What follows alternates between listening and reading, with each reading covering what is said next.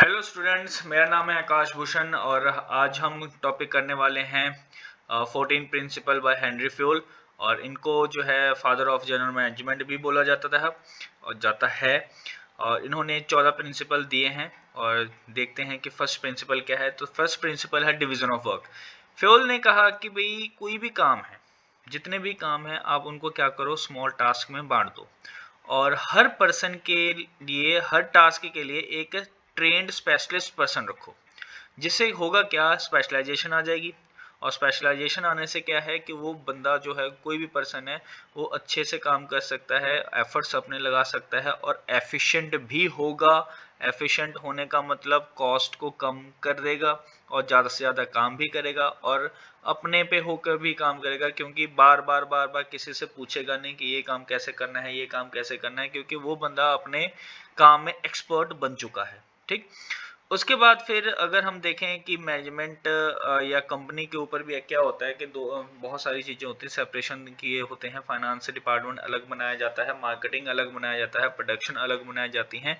इस तरीके से काम हो सकता है। तो simple way, specialized person appoint करो और काम को उनको बीच में बांट दो। That's a division of work.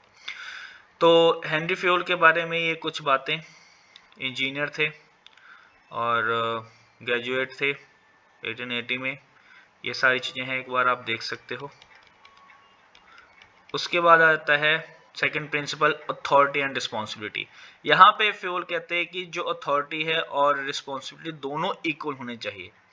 ना अथॉरिटी ज़्यादा होनी चाहिए, ना रिस्पॉन्सिबिलिटी कम होनी चाहिए या ज़्यादा होनी चाहिए। अगर अथॉरिटी ज़्यादा होगी तो क्या होगा, अथॉरिटी ज़्यादा, रिस्पॉन्सिबिलिटी है नहीं, तो बंदा अपनी अथॉरिटी का मिसयूज करेगा। रिस्पॉन्सिबिलिटी ज़्यादा है और अथॉरिटी दी नहीं गई तो उसे वो काम हो ही नहीं सकता, क्योंकि उसके पास वो अथॉरिटी ही नहीं दी गई है। तो इसलिए दोनों का बैलेंस होना बहुत ज़रूरी है। अगर दोनों में बैलेंस होगा तभी काम किए जा सकते हैं, अदरवाइज कोई भी किसी भी तरीके का काम नहीं हो सकता। तो सिंपल यहाँ पे था कि दोनों में आपस में क्या होना चाहिए, इक्वलिटी होनी चाहिए। नेक्स्ट जो प्रिंसिपल आता है डिसिप्लिन। डिसिप्लिन में हम सिंपल इसमें देखेंगे, ये याद रखो बस, रूल्स एंड रेगुलेशंस, बस। तो डिसिप्लिन का मतलब कि रूल्स एंड रेगुलेशन ऑर्गेनाइजेशन की है क्या, वो क्लियर कट सभी को पता होने चाहिए, चाहे वो सुपीरियर हो, चाहे वो सबॉर्डिनेट हो, कोई भी हो, और उन सभी को रूल्स एंड रेगुलेशन का पता होना चाहिए।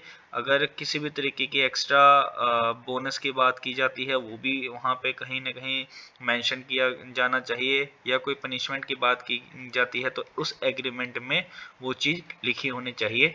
तो प्रिंसिपल ऑफ डिसिप्लिन में सिंपल आप क्या याद रखोगे, rules and regulations of business और ऑर्गेनाइजेशन। उसके बाद मोस्ट इंपॉर्टेंट जो आ जाता है यूनिटी ऑफ कमांड। ये तो अपने आप में इम्पोर्टेंट है, हालांकि हर एक प्रिंसिपल ही इम्पोर्टेंट है, बट ये ज़्यादा इम्पोर्टेंट है क्योंकि यूनिटी ऑफ कमांड अपने आप में क्या होता क्या है कि एक एक नंबर में या किसी के स्टडी में भी ये क्वेश्चन पूछ लिए जाते हैं। तो देखिए, कहते हैं कि इसमें ये याद रखना आपने कि one and only one boss for every individual employee, कि एक ही बॉस होना चाहिए एम्प्लॉय के लिए। जितने भी इंडिविजुअल एम्प्लॉय है उसके लिए एक बॉस होना चाहिए। अगर दो सुपीरियर या दो बॉस बना दिए जाते हैं तो वो काम ठीक से होगा नहीं। जैसे कि एग्जांपल के तौर पे ये समझ लो कि एक पर्सन के दो बॉस हैं, बॉस ए और बॉस बी। ए ने कहा अपने इंडिविजुअल को कि भाई तू काम 3 घंटे में काम कर और रॉ मटेरियल लेके आना है तूने चंडीगढ़ से। चलो जी। उसके बाद फिर बी कहता कि तू काम चाहे 4 घंटे में कर ले, बट रॉ मटेरियल आना चाहिए हरियाणा से या दिल्ली से। अब इंडिविजुअल जो है वो कंफ्यूज हो जाएगा। क्यों? क्योंकि भाई सिंपल सी बात है, वो किस बॉस की बात माने, ए की या बी की। अगर ए की मानता है तो बी के वॉलेट कर देता है, उसके ऑर्डर्स को वॉलेट कर रहा है, तो वो भी गलत है। तो कहीं ना कहीं फ्यूल यही कहते हैं कि हर एक पर्सन के लिए सिर्फ एक ही बॉस रखो, उसी की बात सुनेगा और उस अकॉर्डिंग ही काम करेगा। काम भी ज़्यादा हो पाएगा और एफर्ट्स भी कम लगेंगे और काम जो है जल्दी भी हो जाएगा। तो सेविंग ऑफ टाइम भी है यहाँ पे। तो सिंपल याद रखना बच्चों कि यूनिटी ऑफ कमांड में वन बॉस जो होगा अपने सबॉर्डिनेट के लिए या किसी इंडिविजुअल के लिए एक ही बॉस होगा। नेक्स्ट इंपॉर्टेंट ये भी है कि unity of direction. Unity of direction होता क्या है कि एक ही गोल के लिए आप एफर्ट्स लगाते हो। अगर किसी कंपनी के अपने गोल बना दिए गए हैं कि भाई वो प्रॉफिट कमाएगा, तो जितने भी छोटे छोटे गोल्स होंगे वो सिर्फ प्रॉफिट के ऊपर ही बनेंगे कि प्रॉफिट कैसे कमाएगी कोई कंपनी, इस तरीके से प्लान आउट किया जाएगा। या किसी कंपनी के अपने जो गोल हो सकते हैं वो ये हो सकता है कि सरवाइव करना है, तो बिजनेस भी उस तरीके से प्लान करेगा कि कोई भी कंपनी क्या है कि कैसे सरवाइव कर सकती है।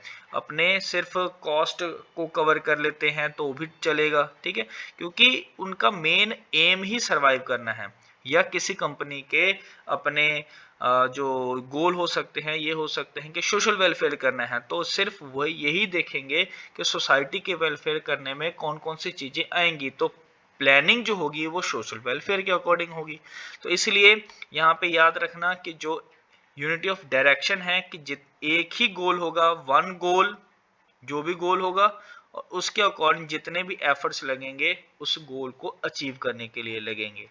तो यहाँ पे one head one plan out ये इंपॉर्टेंट है, वन हेड और वन प्लान, ये मोस्ट इंपॉर्टेंट चीज है जो पूरे के पूरे इस टॉपिक को एक्सप्लेन कर देगा। One head one plan, one एक हेड होगा और एक प्लान होगा, उसके अकॉर्डिंग पीछे पीछे भागना है, कहीं और जाने की जरूरत नहीं है। उसके बाद आता है subordination of individual interest to general interest. सीधी सी बात ये कहता है इसमें कि भाई जो भी कोई काम करो वो ऑर्गेनाइजेशन के हित में होना चाहिए, पर्सनल बेनिफिट नहीं देखना।